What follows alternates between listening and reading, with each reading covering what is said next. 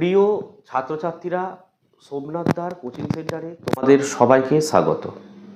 ষষ্ঠ শ্রেণী দ্বিতীয় পর্যায়ক্রমিক মূল্যায়ন 2026 আর কয়েকদিন বাকি রয়েছে। দেখো, আজকের এই ভিডিও থাকছে তোমাদের ষষ্ঠ শ্রেণীর ইতিহাসের স্কুলের পরীক্ষার প্রশ্নপত্র একদম উত্তর সহ আলোচনা করে দেবো। শুধু সাজেশান পড়লেই কিন্তু ভালো রেজাল্ট হয় না, তার সাথে বিভিন্ন স্কুলের পরীক্ষার প্রশ্নপত্রগুলো এই সময় প্র্যাকটিস করতে হয়। তো এই প্রশ্নের প্রত্যেকটা উত্তর আমি ব্যাখ্যা করে করে বুঝিয়ে দেবো, যাতে তোমাদের কোনো অসুবিধা না হয়। তাই ভিডিও একদমই স্কিপ করবে না, প্রথম থেকে শেষ অবধি তোমরা দেখতে থাকো। আর নতুন হলে চ্যানেলটিকে সাবস্ক্রাইব করো, পেজ থেকে থাকলে পেজটাকে অবশ্যই ফলো করো। তো চলো আমরা ভিডিও শুরু করি। Santragachi Kedarnath institution second summative class 6 full marks 50, subject history, time হচ্ছে 1 ঘন্টা 40 মিনিট। চলো প্রথমে 5খানা এমসিকিউ দেখে নিই। একের দাগের প্রশ্ন, বৈদিক সমাজে পরিবারের প্রধান ছিলেন কে? অপশান সি লিখবে, বাবা। আচ্ছা, এটা বুঝিয়ে দিই। দেখো, বৈদিক সমাজ ছিল মূলত পিতৃতান্ত্রিক, তার পরিবারের প্রধান পুরুষ বা বাবাকেই বলা হতো গৃহপতি বা কুলপা, এবং তার সিদ্ধান্তে পরিবারের সিদ্ধান্ত বা চূড়ান্ত বলেই গণ্য হতো। ঠিক আছে। 2, আর্য সত্য কোন ধর্মের অংশ লিখবে? বৌদ্ধ ধর্মের অংশ আর্য সত্য। দেখো, গৌতম বুদ্ধ মানুষের দুঃখের কারণ এবং তা থেকে মুক্তির উপায় হিসেবে 4টি প্রধান সত্যের কথা প্রচার করেন, যেগুলিকে একত্রে আর্য সত্য বলা হয়। 3 নম্বর বলছে পার্শ্বনাথ কে ছিলেন? লিখে, পার্শ্বনাথ ছিলেন একজন জৈন তীর্থঙ্কর।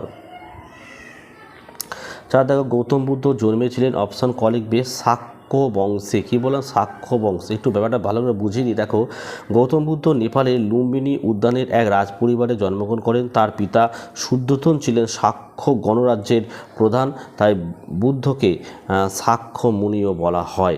5 থেকে প্রশ্ন, বোধি কথার অর্থ হচ্ছে জ্ঞান। হ্যাঁ, ব্যাটা বোঝো।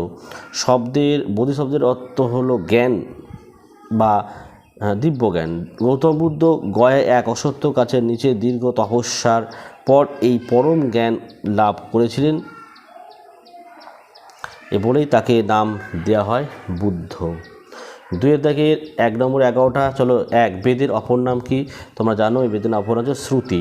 2টা, ইন্ডিকা গ্রন্থটি কার লেখা? প্রত্যেকে কমেন্ট করে জানাও সঠিক উত্তর যারা দেবে, আমি প্রত্যেকের কমেন্টে রিপ্লাই দেবো। ঠিক আছে। 3 হচ্ছে কনিষ্কের রাজধানীর নাম হচ্ছে পুরুষপুর, যেটা বর্তমান পাকিস্তানের পেশোয়া, যেটা পাকিস্তানের পেশোয়া বলা সেটাই পুরুষপুর ছিল। 4, দেখো, শ্বেতাম্বর গোষ্ঠীর নেতা কে ছিলেন? স্থূলভদ্র। ঠিক আছে। 5, দেখো, রামায়ণের রচয়িতার নাম লেখো, বাল্মীকি লিখবে। 6, দেখো, সত্যকামের গুরু কে ছিলেন? হরিদ্রুমত গৌতম। নেক্সট দেখো, দক্ষিণ ভারতের একমাত্র মহাজনপদের নাম লেখো, অসমক। আর হচ্ছে মেগালিথ কি? তো মেগালিথটা কি এটা আমি লেখাচ্ছি, লিখে নাও। লিখবে, মেগালিথ হলো প্রাচীনকালের বড়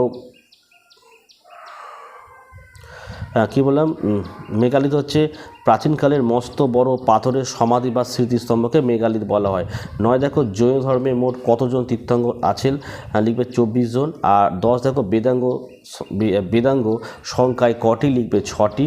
11, চন্দ্রগুপ্ত মৌর্যের রাজধানীর নাম কি? পাটলিপুত্র। এবার চলে আসো 2 নম্বরে যে প্রশ্ন। একটা দেখো, কুষাণ সম্রাটরা কেন নিজেদেরকে দেবপুত্র বলতেন? তো এই উত্তরটা আশা করি তোমরা বইয়ে পেয়ে যাবে, লিখে নেবে। 2, দেখো, ত্রিপিটকের কয়টি ভাগ কী কী? এটাও পেয়ে যাবে তোমরা, চিন্তা নেই কোনো। ঠিক আছে। আচ্ছা, এবার দেখো 4 দাগের টিকা লিখতে হবে তোমাদেরকে। একালব্য, অশোকের ধম্ম, এলাহাবাদ প্রশস্তি আর ত্রিরত্ন। 5 দাগের প্রশ্ন হচ্ছে 5 নম্বরে 3টে। 1 হচ্ছে বৈদিক সমাজকে কটি ভাগে বিভক্ত করা হয় এবং কেন? 2, দেখো, পঞ্চ মহাব্রত বলতে কী বোঝো?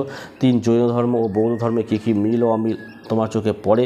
4, মৌর্য সম্রাটরা গুপ্তচর কেন নিয়োগ করতেন? তো এই ছিল আজকের ভিডিও ভালো লাগলে একটি লাইক করো এবং চ্যানেলে নতুন হলে চ্যানেলটিকে সাবস্ক্রাইব করো।